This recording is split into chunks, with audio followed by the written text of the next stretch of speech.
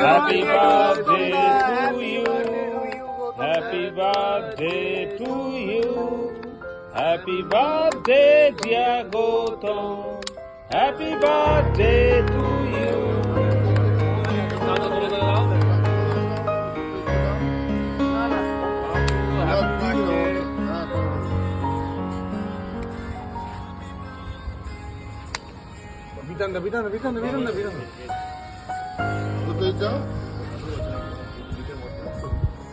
আমরা মুখ করে যেহেতু কি মাছ আমি খাবো না রে ভাই, শুনুন না তোকে খাওয়াচ্ছি।